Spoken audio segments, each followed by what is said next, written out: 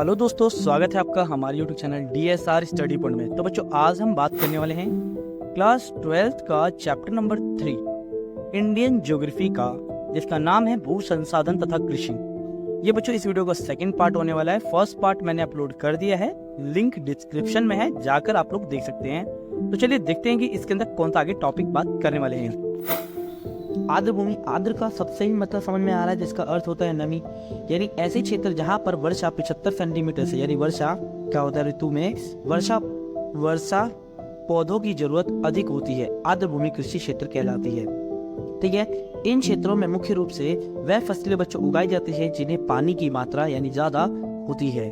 उदाहरण के लिए चावल, जूट, गन्ना, ऐसी फसलें आर्द्र भूमि कृषि की मुख्य है विशेषता है, और ये उन क्षेत्रों में बोया जाता है जहाँ 75 सेंटीमीटर से कम ज्यादा वर्षा होती है।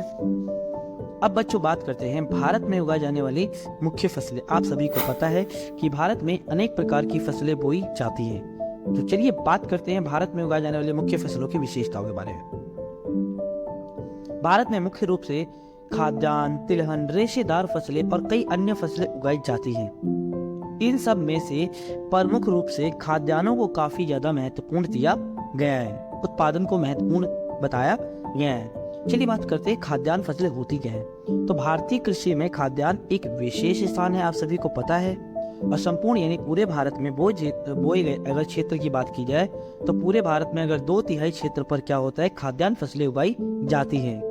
अनाज की संरचना के आधार पर खाद्यान्नों को अनाज एवं दालों में विभाजित किया गया है, यानी खाद्यान्न फसलों को अनाज और दालों में बच्चों बांटा गया है। अब बात करते हैं अनाज के बारे में। अनाज मतलब वही चावल होता है बच्चों, यानी भारत में कुल बोए गए क्षेत्र के लगभग यानी 54% भाग पर क्या होता है बच्चों, अनाज बोया जाता है। भारत जो है वो विश्व का लगभग 11% अनाज का उत्पादन केवल भारत में होता है।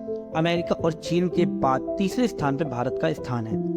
भारत में विभिन्न प्रकार के अनाजों का उत्पादन किया जाता है। इन्हें मुख्य रूप से 2 भागों में बांटा जाता है, उत्तम अनाज और मोटे अनाज। ठीक है बच्चों, उत्तम अनाज में जो बेसिकली बात की जाए चावल और गेहूं की बात की जाती है, और मोटे अनाज की अगर बात की जाए तो ज्वार, बाजरा, मक्का, रागी, ठीक है, ये सारी फसलें क्या होती हैं बच्चों, मोटे अनाज में होती हैं।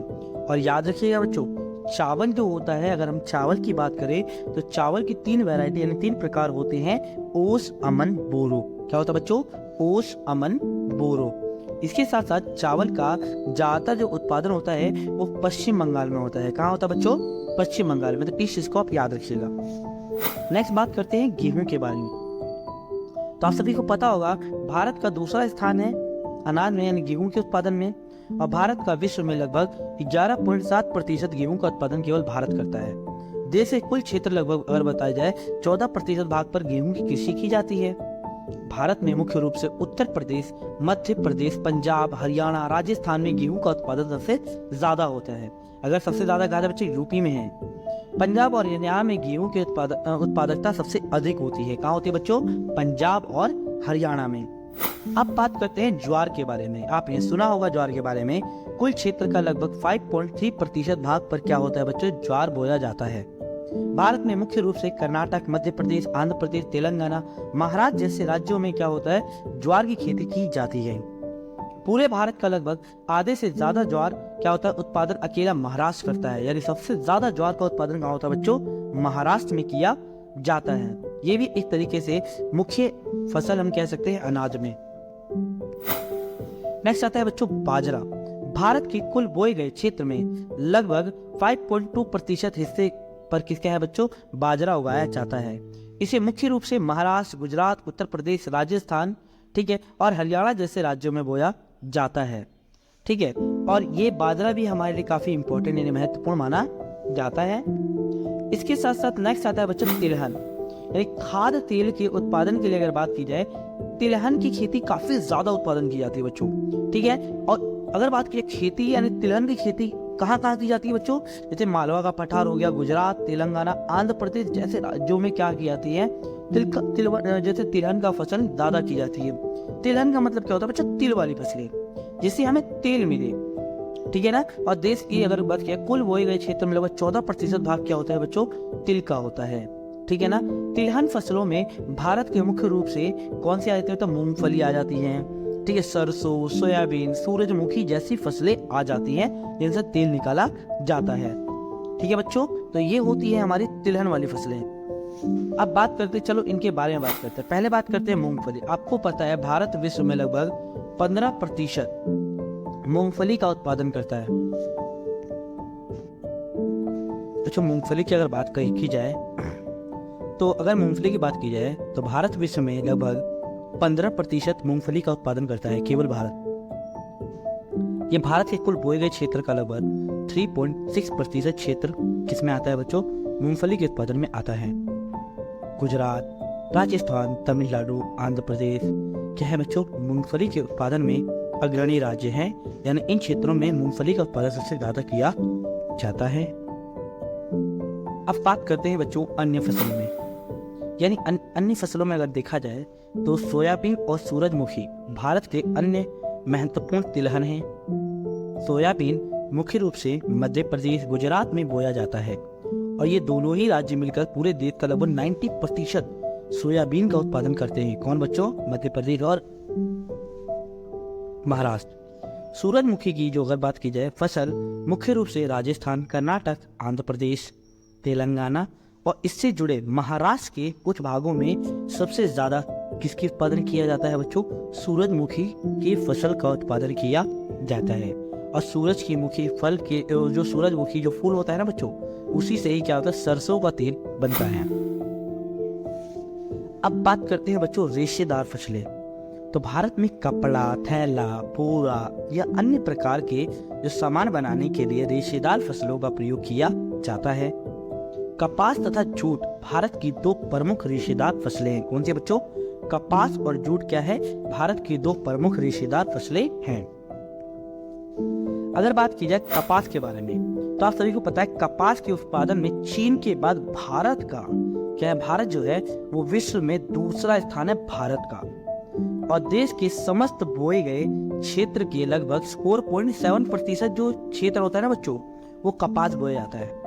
उदाहरण के लिए भारत में कपास का उत्पादन किन के राज्यों में होता है? तो महाराष्ट्र, आंध्र प्रदेश, पंजाब, हरियाणा, ये भारत में क्या है बच्चों, कपास के उत्पादक राज्य हैं। ठीक है, इसके साथ साथ अगर बात करें जूट के बारे में तो भारत में विश्व का लगभग 60% जूट का उत्पादन केवल कहाँ होता है बच्चों? भारत में होता है। ये भारत के कुल बोए गए क्षेत्र का लगभग 0.5% भाग है। पश्चिम बंगाल में सबसे ज्यादा जूट का उत्पादन होता है, लगभग 66% उत्पादन केवल पूरे भारत का केवल कौन करता है बच्चों? पश्चिम बंगाल करता है।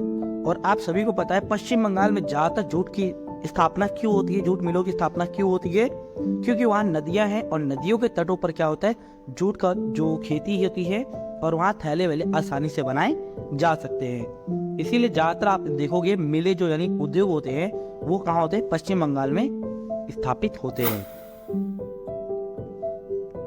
अब बात करते हैं बच्चों अन्य फसलों में, जैसे गन्ना। आप सभी को अन्य फसलें अगर पहले बात की जाए तो उपरोक्त अगर बात करें फसलों के अलावा गन्ना, चाय, कॉफी भारत की अन्य फसलें हैं।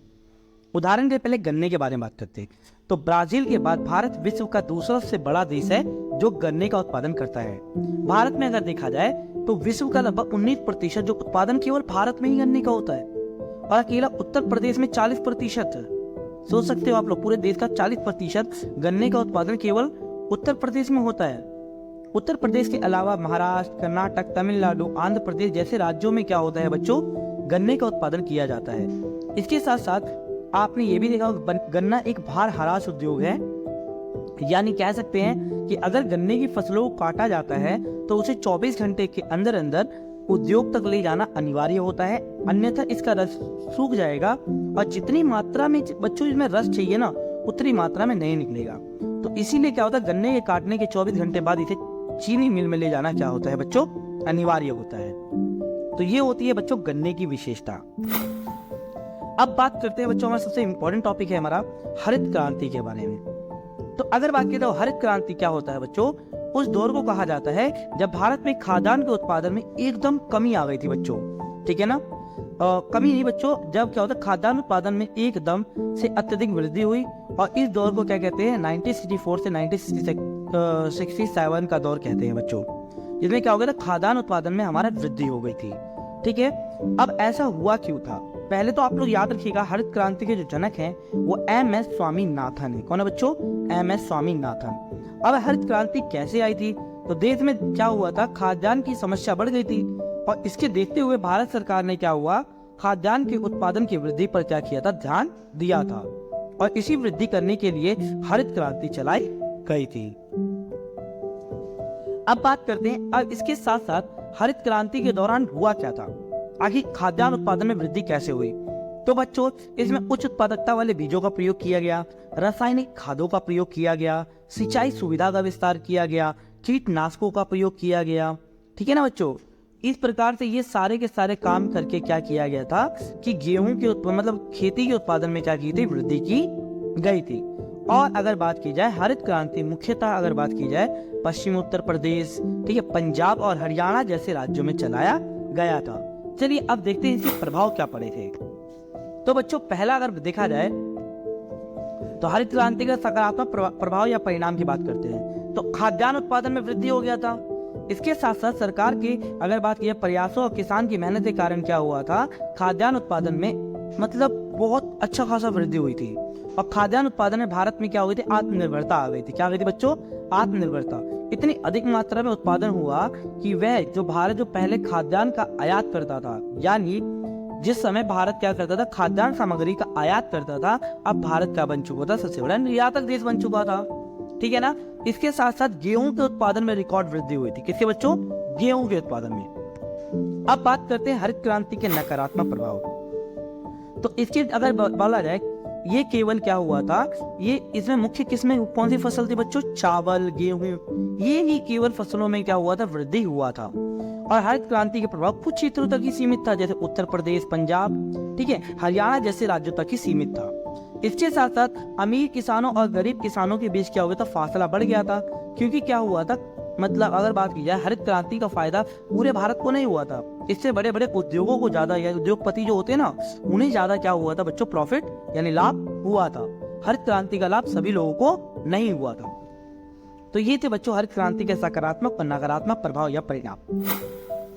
अब बात करते हैं कि भारतीय कृषि की समस्याएं, यानी भारतीय किसानों के समक्ष कौन कौन सी समस्याएं हैं। ये बहुत ज्यादा इंपॉर्टेंट है, पेपर में कई बार पूछा जाता है।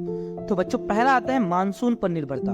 आप सभी को पता है कि भारत में क्या है, मानसून की अनिश्चितता है, यानी कभी कभी तो क्या होता है, वर्षा बहुत ज्यादा हो जाती है और कभी कभी क्या होता है बच्चों, वर्षा बहुत कम या होती ही नहीं है।